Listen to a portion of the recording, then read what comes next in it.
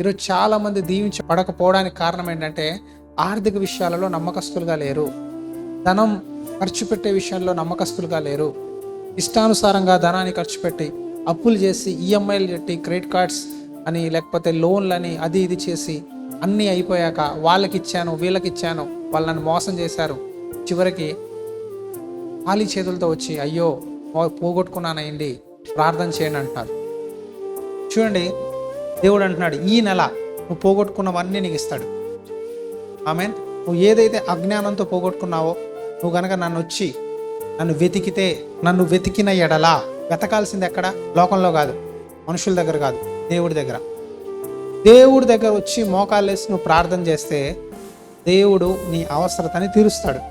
నీకు ఏం కావాలో, నీ అవసరత ఏంటో, నీ ఇబ్బంది ఏంటో దానికి దేవుడు జవాబునిస్తాడు.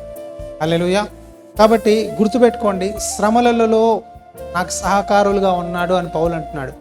అలాగే దేవుడు అంటున్నాడు, శ్రమలలో నువ్వు నన్ను వెతికితే, మొత్తం పోయే వరకు కాకుండా ముందే దేవుడి దగ్గర నువ్వు సన్నిధిలో పరిగెత్తుకొని వస్తే దేవుడు దీవిస్తాడు. మీరు చాలామంది సంఘానికి వెళ్ళట్లా, లైవ్లో వాక్యాలు వింటున్నారు.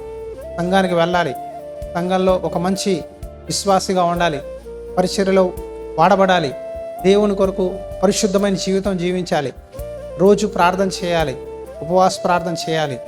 అప్పుడు నీ హృదయం నీ వ్యాపారం మీదో నీ ఉద్యోగం మీద ఉండదు, దేవుడి మీద ఉంటుంది. ఎప్పుడు అయితే నువ్వు దేవుడిలో ఆత్మలో ఎదుగుతూ ఉంటావో నువ్వు అన్ని రీతులుగా దీవించబడతావు.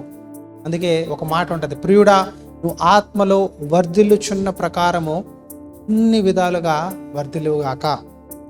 సీక్రెట్ ఒకటే, ఆత్మలో నువ్వు బ్లెస్ అవుతా ఉంటే, స్పిరిచువల్గా నువ్వు గ్రో అవుతా ఉంటే అన్ని విధాలుగా దీవించబడతావు.